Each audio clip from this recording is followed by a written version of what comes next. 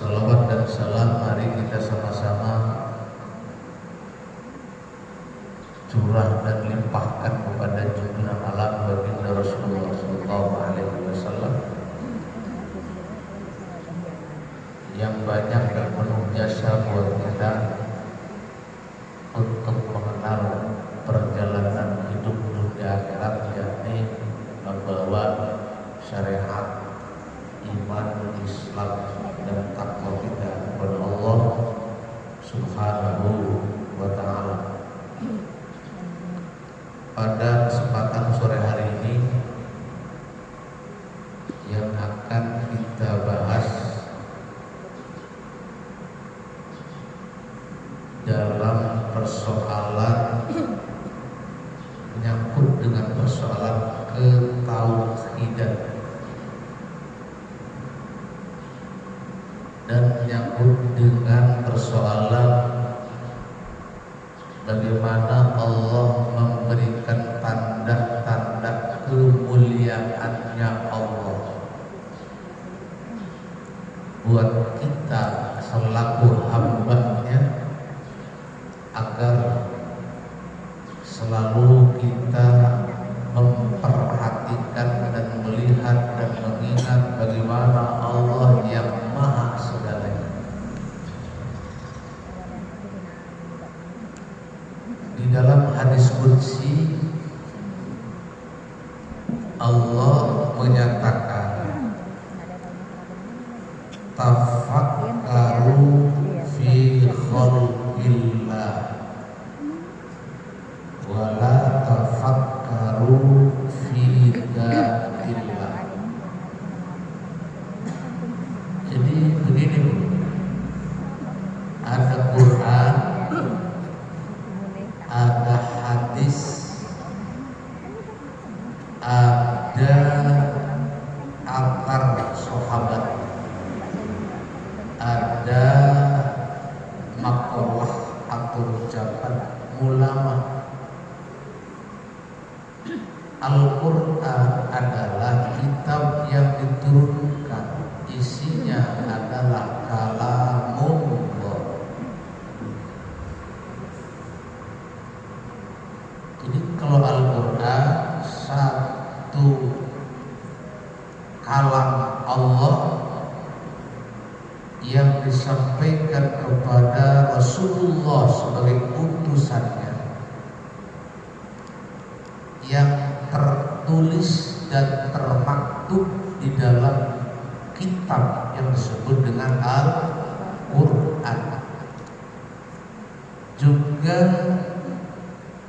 yang diturunkan kepada Rasulullah, juga yang tertulis dan termaktub di dalam kitab Taurat,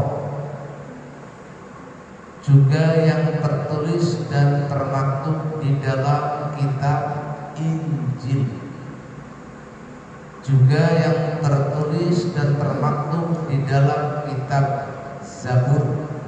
Itu semua adalah kalam Allah, terkecuali kitab-kitab atau kalam Allah yang sudah banyak dicampuri oleh manusia-manusia yang itu menyalahi dan yang itu membenarkan.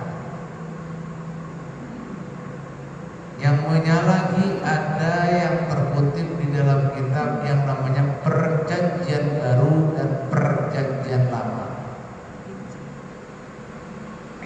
Ada yang tertulis tetapi isinya adalah penjelasan-penjelasan Al-Quran, maka disebut dengan tafsir. Ada juga kalam Allah yang tidak tertulis waktu itu dan terdengar oleh Rasul, sehingga ditulislah oleh Rasul, maka itu disebut dengan hadis qudsi. artinya cerita Maha Kudus. Cerita Maha Kudus adalah cerita Allah. Kudus adalah yang disucikan, berarti Allah. Tentu di sini ada beda paham. Sebab paham yang lain kudus adalah Nabi Musa, tapi buat kita kudus adalah Allah Subhanahu wa Ta'ala. Di dalam kata dan kalamnya tidak tertulis dalam Al-Quran, itu yang disebut dengan hadis qudsi.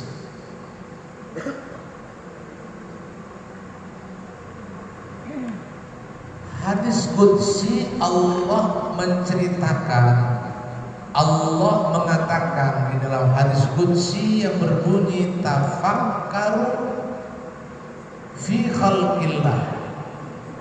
Di situ ada sebuah perintah, tafakkaru, berpikirlah kamu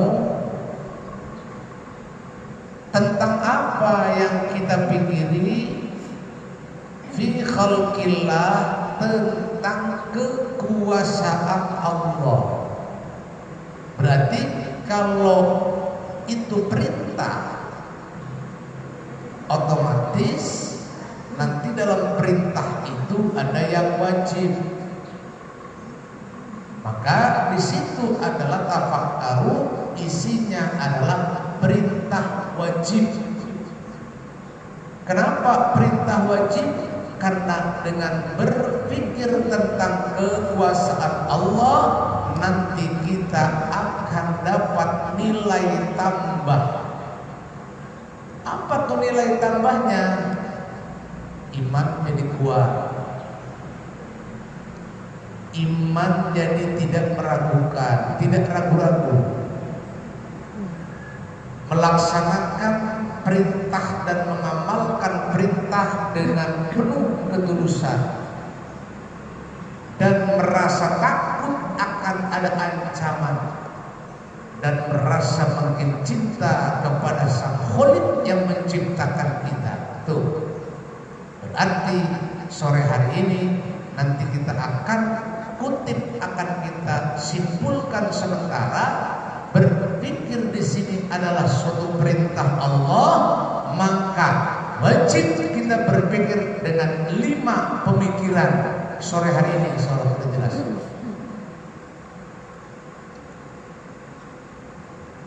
Karena ada orang yang berpikir dengan tidak ada yang 5. Orang mikir, tadi apa Bu? Lagi mikirin apa? Mikirin gak punya duit, ada gak? Itu tidak ada perintah. Kalau belum ada perintah tidak wajib. Intinya adalah yang 5 inilah yang wajib kita berpikir nih, yang 5. Yang pertama adalah wajib kita berpikir tentang ayatillahi, tentang ayat-ayat Allah. Wajib. Karena apa wajib? Karena di situ akan menambah atau menjadi nilai tambah kuat kita di dalam keimanan dan melaksanakan keislaman kita. Contoh,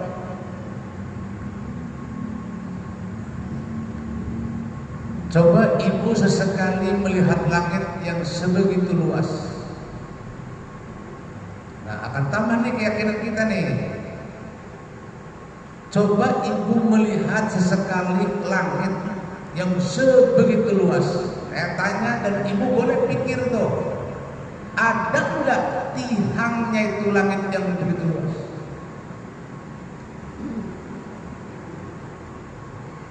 Dan di situ ada matahari. Pernahkah ibu melihat kabelnya? Kok bisa bersinar di kala siang, di kala malam tidak ada? Pernahkah ibu melihat kontaknya atau remote-nya? Dan mana itu remote-nya? Dan siapa yang megang remote? Tidak pernah kita berpikir tentang itu. Nah, nanti kalau kita berpikir tentang kekuasaan Allah, ya Allah, sebegini luas luas langit, tidak ada tiang, tapi tidak pernah jatuh seumur hidup ibu semenjak lahir sampai sekarang belum pernah jatuh ke langit. Belum pernah roboh ke langit. Pernah ibu lihat langit doyong? Ashabul Yamin megah masjidnya, berapa tiangnya itu? Hebat orang-orang lingkungan masjid Ashabul Yamin, RT seberapa dan RW seberapa, hebat juga itu. Bikin masjid yang sebegitu luas, hebat. Yang sebegitu indah, hebat. Coba besok tolong coplokin itu semua tiang, jatuh ini. Mana hebatnya manusia dan mana hebatnya Allah? Nah, di situ kita baru masuk tuh dalam keyakinan kita Allah Maha Agung. Positif dong berpikir, Bu. Jangan ibu berpikir nggak positif, mikirin makan, mikirin hidup, Allah, mikirin makan, mikirin rezeki, mikirin anu. Tetap mau dipikirin tidak dipikirin sama ibu, tetap ibu makan.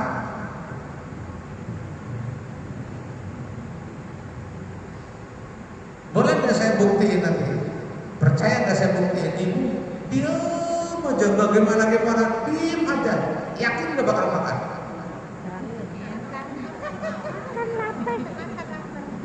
Loh, ini kita buktikan. Ibu jangan dipikirin tuh makan dan jangan cari itu makan. Diem aja udah. Menurut saya yakin bakal makan. Percaya nggak? Percaya. Gimana Pak? Boleh dibuktiin ibu. Sepulangnya ngaji ini boleh buktiin.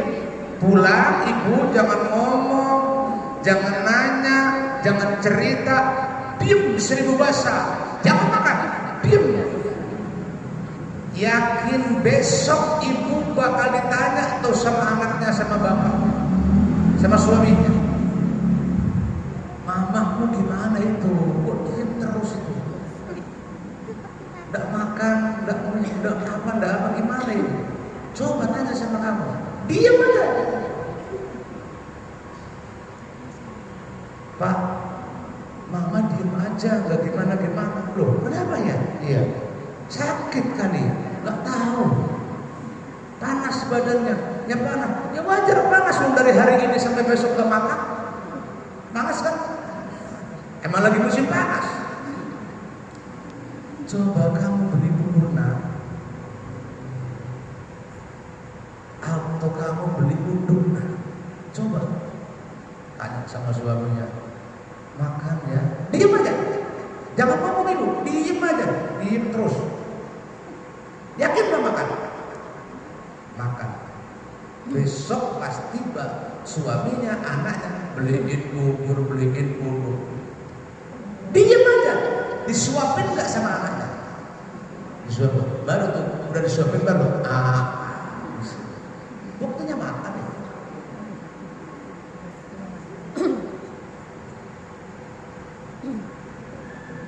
Dan itu makan adalah persoalan kita dengan persoalan Allah. Boleh ibu cari itu makanan, boleh ibu cari itu harta, boleh ibu cari itu dunia, harta. Keinginan ibu cari itu harta supaya banyak harta. Allah tidak mengizinkan. Kalau ibu kaki jadi kepala, kepala jadi kaki, ukurannya Allah tidak memberikan, tidak akan banyak uang. Intinya semua jawabannya adalah Allah lah yang memberikan segalanya. Al-Quran telah Allah katakan dalam satu ayat, wa ma min dabbatin fil ardi illa 'alallahi rizquha. Kenapa pusing kita mikirin rezeki Allah yang atur? Oh, berarti harus diam dong kita. Jangan juga dong, cari. Loh, katanya suruh diam. Loh, kan punya masing-masing kerja, punya masing-masing tugas. Allah yang memberi, kita yang mencari, betul nggak? Namanya hakikat dari syariat. Berarti kita punya tugas di dunia ini syariat, berarti usaha. Nah, itu usahanya. Nanya deh, minta ke sama suami, usaha sama. Usaha manusia itu tingkat-tingkatan. Tetap ujung-ujungnya semuanya buat makan dan buat rezeki.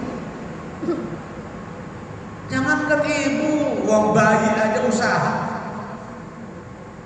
Ibu pasti bingung tuh ada bayi usaha. Percaya nggak bayi usaha? So, coba berpikir dulu. Nah, nangisnya berarti nggak?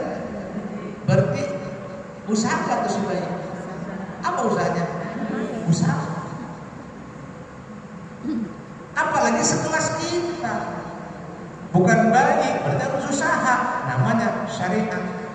Dan juga usaha kita, keinginan kita belum tentu tercapai kalau tidak ada hakikat Allah Subhanahu wa Ta'ala. Maka ibu harus paham, pada hari ini saya nyatakan bahwa manusia punya syariat, Allah punya hakikat. Karena ada satu pendapat yang orang itu pendapatnya hakikat terus tanpa syariat. Ada juga pendapatnya syariat terus tanpa hakikat. Siapa itu yang punya paham itu? Yang punya paham itu yang tergolong di dalam golongan 72 golongan kata Rasulullah Sallallahu Alaihi Wasallam. Ada Syiah, ada Mu'tazilah, ada Jabariyah, ada Qadariyah, ada Najariyah. Yang itu semua kita harus hindari. Kenapa harus hindari? Karena tidak relevan, karena tidak sesuai dengan perjalanan kita manusia. Najariyah, Jabariyah, dia punya hakikat aja, percaya sama hakikat terus. Gak ada tuh syariat manusia, salah.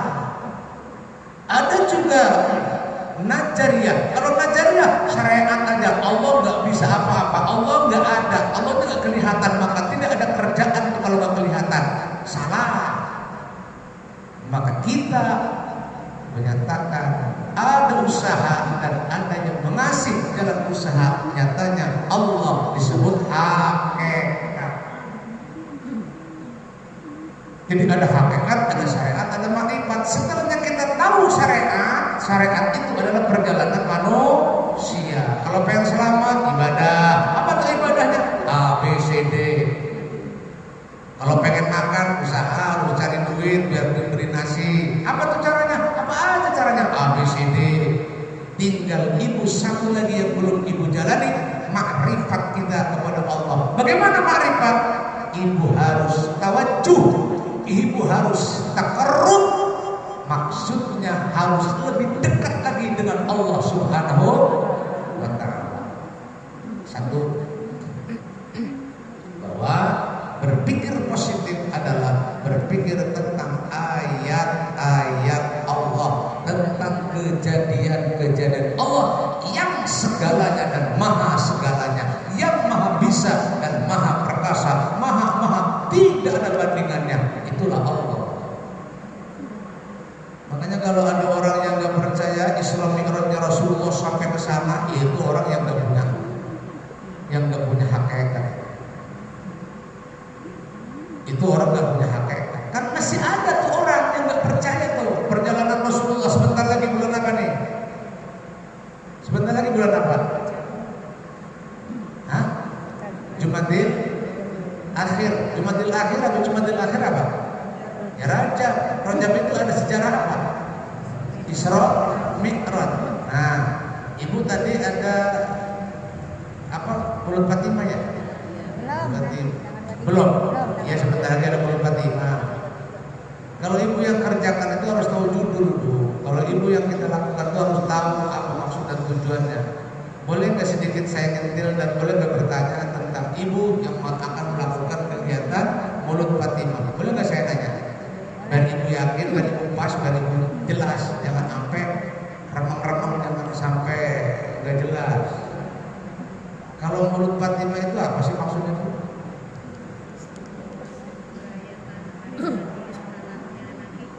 Oh, ngeriung gitu, berkatan gitu. Iya kan, kenapa harus ada Maulid Fatimah? Silaturahmi aja sih.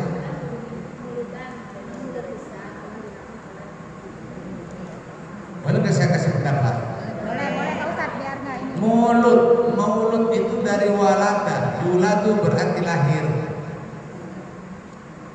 yang biasa diistilahkan lahir ataupun wafat, seperti muludan Rasulullah. Itu bisa jadi mengenang lahirnya Rasul dan mengenang wafatnya Rasul, kan begitu. Nah sekarang muncul nih, saya juga masih bingung dari mana ini mulut Fatimah ini. Boleh saya kasih pendapat?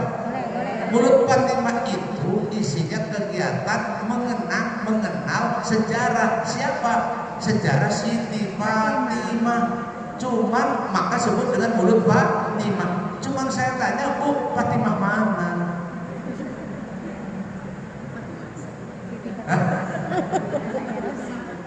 Loh iya, maksudnya ini kan ngaji kan biar ketemu titik temunya nih. Iya. Ya, biar jelas Ibu. Jangan nanti kalau ada yang nanya mulut apa, enggak tahu mau mulut ada, ngapain mulut bid'ah itu enggak ada. Tuh nanti Ibu berhenti. Jadi itu mulut Fatimah itu mengenal atau juga peringatan, mengingat. Peringatan itu kan mengingat siapa? Mengingat lahir dan wafatnya Fatimah. Cuman Fatimahnya yang jelas, jangan Fatimah suka jadi, jangan Fatimah ini, ya, jangan Fatimah apa namanya?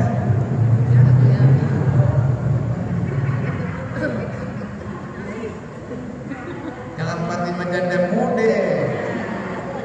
Kalian tahu Ibu Fatimahnya siapa?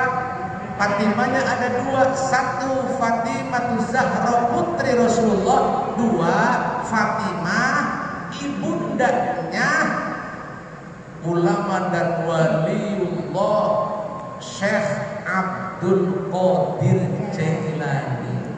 Itu kenapa harus dikenal? Kenapa harus diperingati? Karena itu ada suatu manfaat dan istimewa buat kita mengenang dan mengenal beliau, supaya kita ikut dalam perjalanan beliau. Siapa? Siti Fatimah. Siti Fatimah itu kan punya putri Rasulullah, tapi tidak sombong. Enggak mentang-mentang putrinya Rasulullah lantas, wah saya mah nggak apa-apa juga nanti masuk surga, orang bapak saya Nabi. Udah Nabi Rasul lagi, udah Rasul, oh pemimpin dunia kali. Bukan hanya pemimpin dunia zahir seperti dunia nyata, bukan. Dunia yang gak nyata pun pimpinannya Rasulullah, datang Rasulullah, Sayyidus Sakalain. Menjadi pemimpin dua wilayah, antara yang zahir dan wilayah yang gak zahir. Siapa wilayah yang zahir? Alam yang gak zahir, yang gak bisa terlihat oleh kita adalah alam gaib. Alam gaib isinya jin dan juga lain-lainnya. Siapa yang memimpin? Rasulullah. Dalam kitab dinyatakan Sayyidus Sakalain. Itu Fatimah hebatnya bertanya kepada ayahnya. Ayah, kayaknya tuh artinya tuh kayaknya saya nih dijamin masuk surga karena memang orang tua saya Nabi. Memang betul. Siti Fatimah itu dijamin karena anaknya yang tersayang, gak ada lagi tuh. Putranya banyak, hanya hidup yang satu hidup. Siapa? Fatimah. Lantas tanya tuh, Abah, Ayah, yang perempuan yang dijamin masuk surga itu siapa sih? Pikirnya beliau, kamu. Itu. Pikirnya beliau apa? Kamu. Tetapi jawaban Rasul adalah, no, orang sono. Siapa namanya? Masa saya lupa tuh namanya. Fulan. Dicari aja tuh. Sama Fatimah dicari tuh. Mana ini orang hebat amat ini? Kok ayah saya menyatakan bahwa dialah perempuan yang akan menjadi jaminan surga? Mana kayak apa ini orang? Tanya. Tuh setiap kampung nanya, ketemu dah. Oh ini orangnya. Kayak begini juga orangnya ya. Ini yang bakal bisa masuk surga. Apa orangnya? Miskin. Apa orangnya? Pakai cupang camping pas-pasan. Lihat rumahnya bukan jorok, ngepres banget. yang menjadi calon surga. Ternyata ketemu tuh sama orang itu yang dinyatakan oleh Rasulullah. Apa rahasianya? Teh, kurang sudah mah. Bu, Umi, apa rasanya ini? Punya rahasia hebat enggak kamu? Bu, ibu punya rahasia hebat enggak? Loh, saya enggak punya rahasia hebat. Rahasia apa ya? Tolong cerita, apa yang ibu telah lakukan selama ini? Bingung dia. Apa ya?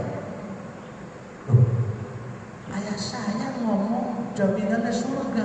Pas ditanya perilakunya, mana perilaku yang baiknya?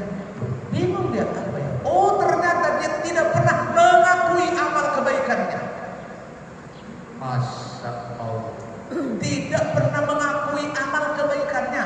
Enggak begini jawabannya. Oh iya, saya sholat terus, saya ibadah terus. Enggak. Malah dia bingung, apa ya yang saya kerjakan? Sama sekali tidak bicara. Oh, saya mah tukang sholat, saya mah tukang pinter ngaji, saya mah kaya, saya mah bang sabarnya, saya mah enggak. Ternyata rahasianya menjadi calon surga itu karena tidak pernah membuka kebaikannya. Nah, seperti kita, kalau kita ini baiknya sedikit, baiknya kecil, tapi ngobrolnya banyak banget. Jadi merasa dirinya paling hebat, merasa dirinya paling ibadah, merasa dirinya paling pinter, maka dia ibadahnya itu dianggap hebat dan juga pengalaman ilmunya dia dianggap paling pinter. Padahal belum tanda-tanda mereka orang yang merasa pinter, buktinya bertanya tidak mau, ngaji pun tidak mau, pinternya jadi dewek. Ada yang begitu. Surganya pengakuan diri sendiri. Bukan orang lain yang menilai, bukan Allah yang menilai, bukan Rasulnya yang menilai dia itu untuk masuk surga. Malah dia tidak merasa bahwa saya itu masuk surga dengan cara saya. Nggak tahu saya apa yang saya lakukan. Masya Allah. Kita nyumbang mulut Fatimah 100.000, orang-orang 20.000. Jawabannya, kalau pada saya nggak bakal jadi tuh mulut Fatimah. Orang saya 100.000 nyumbangnya, mereka cuma 20.000. Apa yang terjadi? Mana calon surgamu? Itu Fatimah tuh dikenang tuh, maka dihauli, maka dikenang, maka dibikin mulut Fatimah. Mau itu contoh buat kita bahwa itulah yang harus kita ikuti. Begitu, jangan kesan sekali lagi murudan itu nggak dapat berkat nanti macam-macam. Saya paling enak tuh ibu-ibu kalau habis murudan Fatimah nggak bagian berkat tuh ngomong kemana-mana. Nggak kayak di sana mulut Fatimah saya dapat ember, di sini mah embernya kecil, lo mata lo. Masih mending berhenti nggak usah mulut Fatimah dah. Ini penceramahnya nggak mau ngejelasin kayak begitu. Begitu kan? Dan mengenal daripada sosok Fatimah, daripada ibunya Rasul. Ibunya siapa? Ibunya Syekh Abdul Qadir Jailani. Syekh Abdul Qadir Jailani ahlul ma'rifat. Syekh Abdul Qadir Jailani itu ahli sufi, ahli ibadah. Sama tidak mengakui kebaikannya, malah menilai jelek pada dirinya, menilai baik pada orang lain. Tuan Syekh Abdul Qadir itu bahkan akhlak dan segalanya penuh kemuliaan Tuhan Syekh Abdul Qadir Jailani. Kenapa terjadi demikian? Karena sosok ibu dan ayahnya adalah seorang yang suci. Kenapa suci? Karena dia jangankan haram, subhat pun tidak mau. Jadi selama mengandungnya itu beliau, ya, selama mengandungnya Tuhan Syekh Abdul Qadir Jailani itu ibunya tidak pernah makan, puasa tidak pernah berhenti. Apalagi yang haram, yang subhat, apalagi yang subhat, yang makruh tidak pernah. Ada ceritanya nih, cuma panjang nanti saya harus diundang mulut Fatimah. Cuma enggak mau saya cerita malah hari ini karena waktunya dulu habis sampai itu. Sementara ini ada 5, nggak selesai nanti. Udah kembali lagi. Intinya berpikir positif adalah berpikir tentang tanda-tanda keagungan dan kemuliaan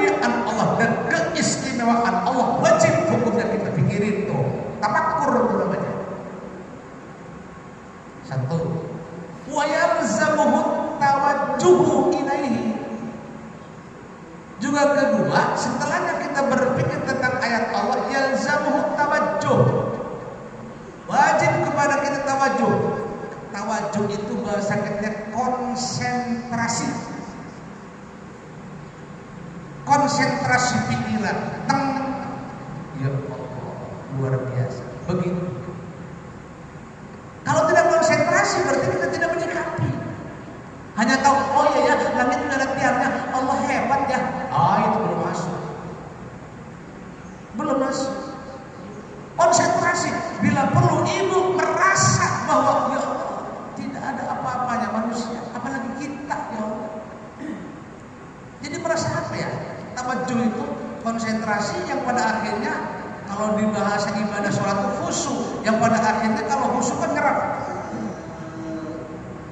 ke dasar jantung, ke hati, nembus semua jawabannya. Ya Allah, Maha Besar Allah. Jadi tidak jauh lisannya, hatinya Allah, Allah, Allah. Karena apa? Karena tawajjuh. Kalau kita kan biasa aja. Kata Haji As'ari, lihat langit, lihat. Oh iya ya, benar tiangnya ya. Udah begitu biasa aja, nggak ada apa-apa tuh. Ya kan? Oh iya juga ya. Gitu dong. Berarti belum tawajjuh. Kalau tawajjuh itu nyerap. Apa yang kita sombongin? Apa yang orang-orang dan saudara-saudara kita bikin sombong? Sehebat apa orang pinter-pinter insinyur sombong? Nggak ada. Semua terus dosa. Jadi tawajjuh itu kurang Sunda mah meresapi. Tahu meresapi? Meresapi. Meresapi. Terserah artinya apa lah, pokoknya meresapi. Lanjut, berpikir tentang ayat-ayat Allah, wal yaqinu bihi, otomatis di situ dengan tawajjuh, dengan meresapi, dengan konsentrasi akan muncul satu keyakinan. Nah, jadi keyakinan itu hak paten tadi. Nggak bisa tuh kita macam-macam. Jauh dari sifat sombong kita, betul kan? Kenapa? Karena sudah konsentrasi dengan yang hebat itu adalah Allah. Tapi kalau manusia belum pernah berpikir tentang yang hebat itu Allah, pasti dia akan merasa hebat. Sombong lah namanya. Persoalan ini, hal ini, maksud saya ini, maksud daripada hadis atau ulama yang bicara ini adalah untuk mengkanter kesombongan manusia. Itu tafakkur itu penting. Yang jelas itu tafakkur. Itu tafakkur mikirin makan, tafakkur mikirin kehidupan. Orang hidup sudah diatur sama Allah. Ngapain dipikirin? Jalanin aja, betul? Kalau ibu mikir kehidupan, mikirin gaya hidup, mikirin ngacak nanti. Kenapa ngacak? Timbul syirik, timbul ujub, timbul hasud nanti. Ayo. Apalagi itu yang sensitif banget. Iya, tetangga kita mau itu nanti ngebangun lagi, nanti punya duit lagi, ngebangun lagi, beli mobil lagi. Kita makanya begini. Pikirin terus. Nih, kalau enggak nanti akan menjadi hasud.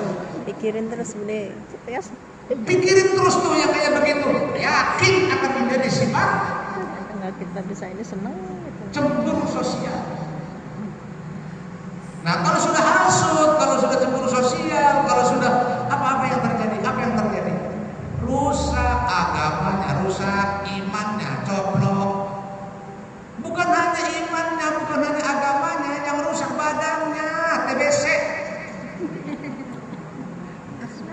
Paham TBC? Ngerong-ngerong pada batuk ya?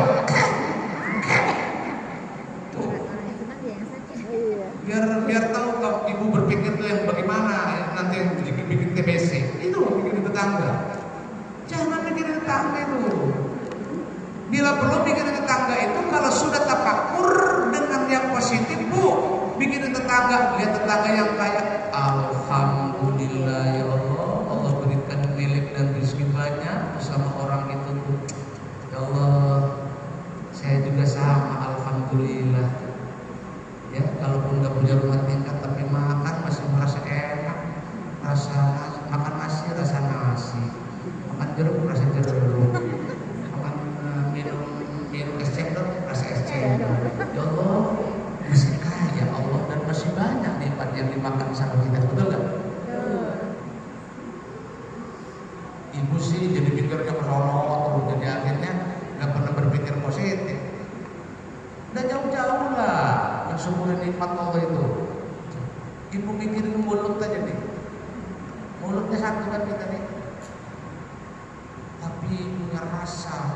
nggak terhitung.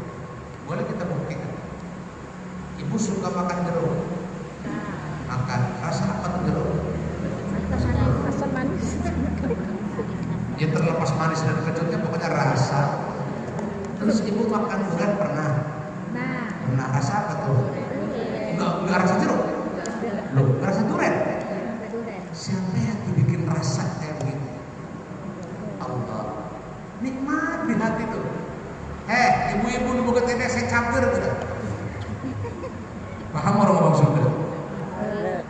Kalau ngomong Sunda paham ngomong Jawa nih. Kalau Anda bisa ngomong Jawa, saya nanti ngomong Palembang ini. Nah, setuju ngomong Palembang saya? Enggak, ya nggak setuju. Alhamdulillah orang saya nggak bisa.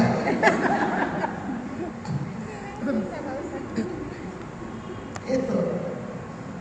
Ya mikirin ini aja, jangan jauh-jauh mikirin tetangga, jauh-jauh pusing ibu, mikirin mulut sendiri.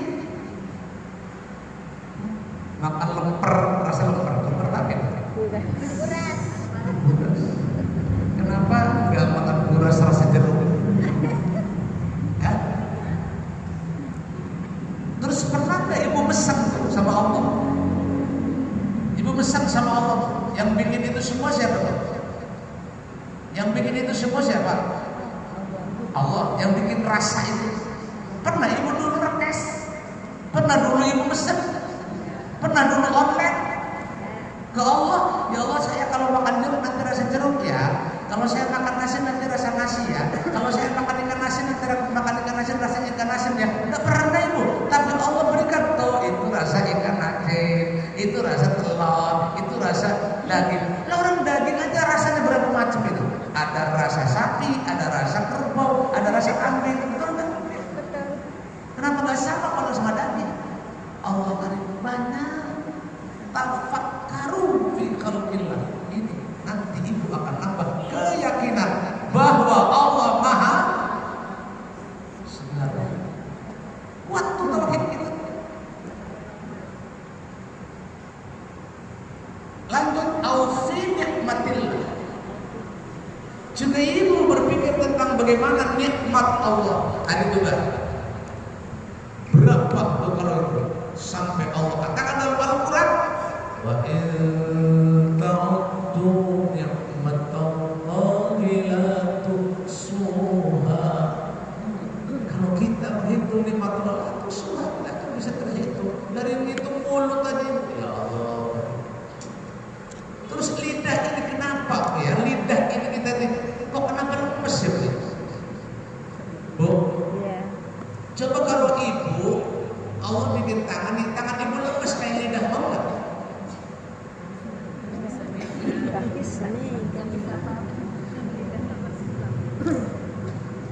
Enggak. Terus lisan ini kok bersuara tadi? Lisan ini kok, masya Allah, udah banyak kan kebalkan ibu. Wa yatawalladu anhul mahabbah. Kalau ibu telah berpikir tentang ayat Allah, tawajuh kepada ayat-ayat Allah, yakin kepada ayat Allah dan juga nikmat Allah, apa hasilnya nanti? Yutawalladu anhul mahabbah, yakin ibu akan lebih mencintai Allah daripada mencintai segalanya. Kalau sudah lebih mencintai, otomatis akan ibu lebih segalanya untuk Allah. Benar kan? Ini mah ibadah kepada Allah sisa doang. Ya Allah, ya Rabbi, ibadah pada Allah sisa doang. Ngajinya hari apa? Ngajinya hari Minggu atau hari Sabtu. Kenapa nggak hari Senin? Kenapa nggak hari Selasa? Kan kerja, Selasanya kerja, Rebaunya kerja, terus apalagi kita Selasa Rabu, Kamisnya kerja, Jumatnya kerja. Udahlah ngajinya hari anu aja, sebab hari anu nggak kerja. Coba sisa doang kan? Ngaji kita kan penting, wajib, bahkan perintah Allah ngaji. Tapi sisa waktu sampai jamnya sisa. Coba bayangkan 24 jam kan hidup kita. Berapa hari untuk aktivitas kita dalam satu hari? Berarti 24 jam. 24 jam, coba berapa hari, berapa jam kita tuh untuk aktivitas kepentingan kita? Berapa hari? Berapa jam? Berapa jam? Ngaji aja dulu nih. Ngaji ini berapa jam nih? 1 jam ngaji. Berarti kita masih belum adil. Timbangnya jauh. Minimal ngaji kita 12 jam. Kita ngaji sisa waktu coba. Mepet lagi mau maghrib gini. Coba bayangkan. Ya Allah. Kalau kita jangan ngatur aja udah nanti. Wah, Pak Haji, ini udah sore ini. Ya Allah. Setengah jam. Masih jauh kita untuk mahabbah. Ngomong, bu cinta gak sama Allah? Cinta lah matamu. Sholat sisa waktu. Berapa jam ibu sholat? Tolong itu. Berapa waktu tuh sholat? 5 waktu. Sewaktu menghabiskan berapa jam tuh sholat? 10 menit tambah 10 menit berapa? 20 menit tambah 10 menit berapa? Hah? 30 menit tambah 10 menit berapa? 50 menit kita ibadah kepada Allah. Yang lainnya apa? Saya tanya nih sekali lagi, ibu cinta gak sama Allah? Matamu.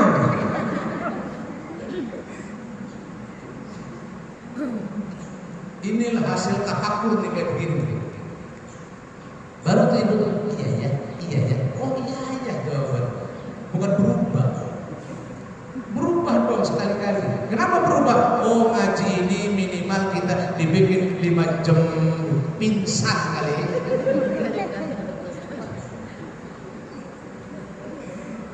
Makanya saya umumin tuh sebelum saya musyawarah sama abang saya RW ya, sama ibu RW saya muda kita, saya umumin ini sekalian aja dah, ngajak nggak salah kalau ngajak, yang mau ya iya nggak ya, cuman ya ada sedikit kewajiban ngajak aja saya, ya. Di majelis saya ada pengajian tuh hari Senin sore, pasti beliau kerja, ayo. Si luar kerja apa mati? Nah, hari Senin sore kajiannya kitabnya namanya Targhib wa Tarhib. Jadi ibu nanti, karena saya tuh sebetulnya kalau ngaji tuh nggak mau ngaji kayak gini. Sebetulnya saya tuh pengen ngaji tuh pakai kitab biar jelas rujukannya. Kalaupun ibu ya berpaham sama kitabnya, minimal pantas bu, pantas keluar ngaji kalau kita minimal pantas. Oh, bukan hanya pantas saja, minimal buat isi tas. Saya perhatikan pengajian di kota Serang dan di provinsi Banten itu semua rata-rata ibu bawa tas, betul nggak? Pengajian ibu itu bawa tas nggak? Apa tuh isinya? Saya bingung. Apa? Pulpen aja kagak bawa. Ya Allah, pantesan ngajinya itu ngaji muter-muter 7 keliling tuh ngajinya. Pas ditanya, lah, saya pernah nanya masalah hubungan yang krusial dengan ibu-ibu. Saya pernah nanya kan, lagi waktu kapan bu? Head ada berapa? Coba, pekerjaan ibu head dan wajib kalau tahu head. Ngaji ibu muter-muter 7 keliling, ditanya head berapa ya? Coba. Itu gara-gara isi tasnya apa namanya kue.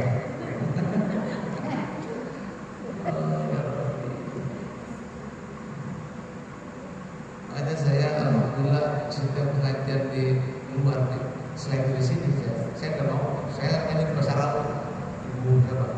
Di Rawa. Tadinya saya nggak mau. Saya bilang nggak mau bunda. Kalau saya ngaji nggak pakai kitab saya nggak mau. Saya bukan sok pintar dan bukan ibu-ibu itu hebat bahwa kita kuat. Minimal untuk minimal untuk saksi, minimal ibu dapat barokah dari membawanya kitab yang dikarang oleh ulama-ulama yang otaknya cerdas. Minimal membawa ayat-ayat Allah dalam tasnya, bukan sisa makanan jeruk buah. Pantas pas ditanya, ngaji paling rajin ibu-ibu. Kalau ditanya paling tidak jawab ibu-ibu. Padahal kerjaan itu kayak head itu kerjaan ibu. Bahkan ada yang monopos ini. Sampai monopos udah ngerti head. Cenderung Sunda, kumaha tadina. Gimana asalnya ini? Cucu udah 30, head nggak tahu. Masya Allah.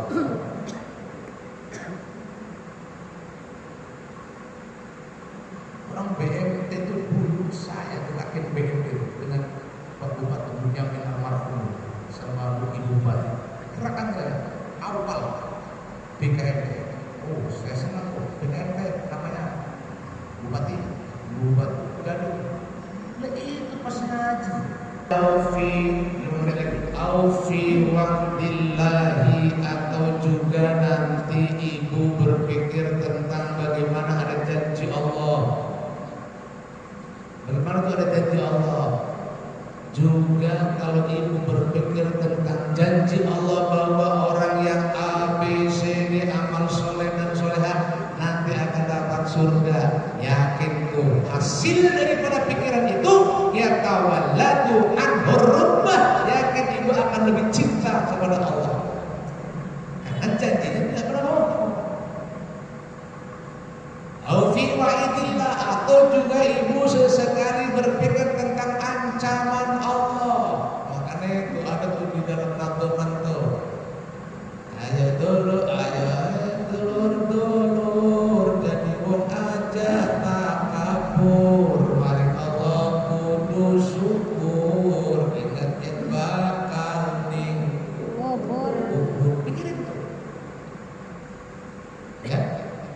Ada teman-teman itu dibaca itu kayak begitu, dipikirin kayak begitu. Itu memikirkan tentang siksaan Allah. Nanti kalau ibu berpikir bagaimana nanti saya dikubur, bagaimana nanti saya ditarik rohnya. Ditarik roh itu dalam keterangan terserah mau percaya iya, nggak pun terserah. Yang pasti adalah saya punya cerita. Ditarik rohnya itu dari sini nih bu, mohon maaf. Ditunggu tuh bagi orang-orang yang masih dapat rahmat Allah, ditunggu dulu tuh, nggak langsung. Nanti kalau ibu belum ingat terus selama sakitnya, selama ditarik itu, tarik lagi, masih ditunggu sama Allah. Kapan kamu tobat?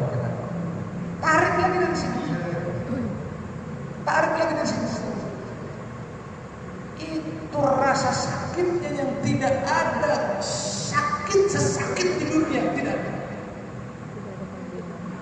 Orang percaya ibu nanti mati maka terjadi.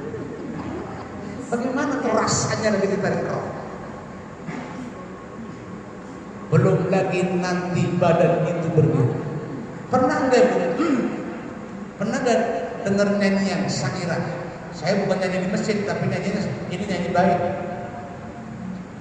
Bila Israel datang memanggil badan, terus kembali. Kaku gak badan? Kaku gak badan? Kerasa enggak? Gak tahu ya. Yang pasti adalah walaupun nggak tahu kerasa. Kenapa Pak Haji Asy'ari belum mati ngomong kerasa? Hadis yang menyatakan bahwa Allah yang menyatakan bahwa orang mati tidak mati. Kaifatak puruna, kenapa kita nggak percaya? Kaifatak puruna billahi wa kuntum amwata fa ahyakum. Hidup. Makanya merasa sakit karena hidup dia. Terus dibawanya. Ibu percaya nggak Pak rasa sakit? Makanya digotong kan, pelan-pelan kan. Kalau ibu tidak percaya nanti mati ibu, tolong seret aja. Gak usah pelan-pelan, gak usah ter aja. Yuk. Udah sampai liang lahat jejak, masuk bu.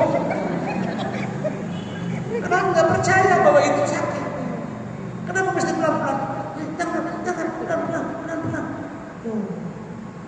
Lagi hidupnya tidak percaya ini bahwa begitu tuh hidup. Tidak percaya, oh udah mati hati. Terus Allahu Akbar, Allahu Akbar, Allah. Masa orang mati di adzan, tidak percaya juga. Padahal ibu nanti nunggu adzan. Karena adzan adalah untuk menolak daripada kehancuran-kehancuran itu. Yang begitu-begitu tuh pikirin dong. Ngapain orang mati di adzan? Emangnya sholat orang mati loh. Makanya dengan berpikir itu kan hidup iman kita. Lah ibu ngomong hidup iman, orang mati tidak percaya bahwa mati itu hidup, gimana itu? Gak ada dalam Quran. Loh, gimana gak ada dalam Al-Quran? Lihat dong, ibu yang belum ketemu Qurannya loh. Kaifa takfuruna billahi wa kuntum amwata fa ahyakum summa yumitukum summa yuhyikum summa ilaihi turja'un. Enggak ada lagi tuh summa yumitukum lagi tuh. Oh, udah habis.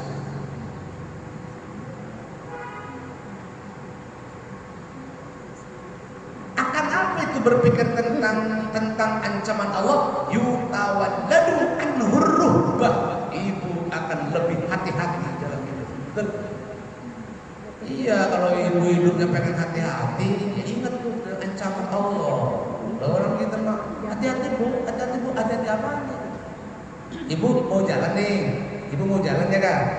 Kamu jalan hati-hati ya bu. Kenapa harus ada hati-hati ya bu? Kenapa? Sebab kalau nggak hati-hati dia akan tabrakan, betul nggak kendaraannya?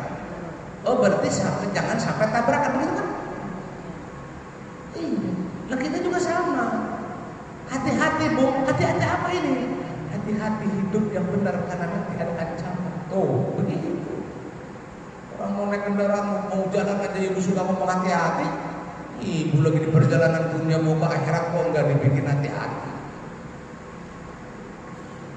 Kalau ibu sembrono dalam perjalanan, apa resikonya? Tabrakan, sakit.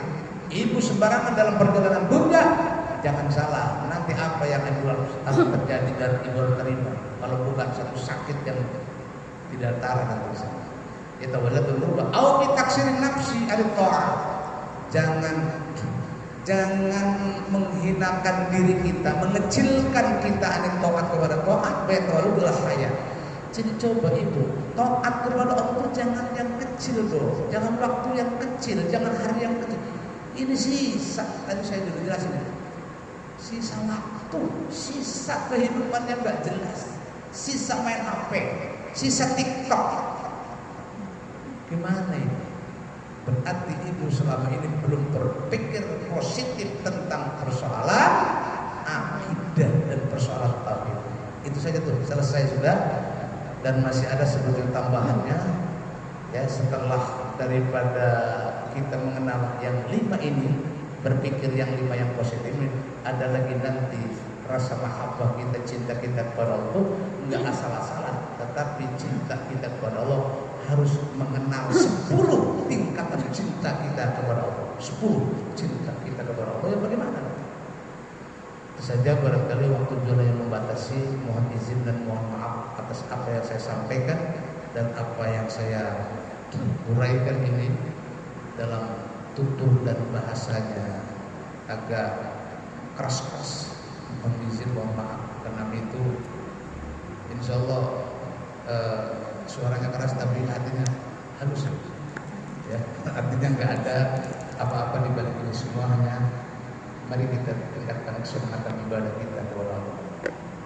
Wallahumma fiq ila aqwamit thariq. Assalamualaikum.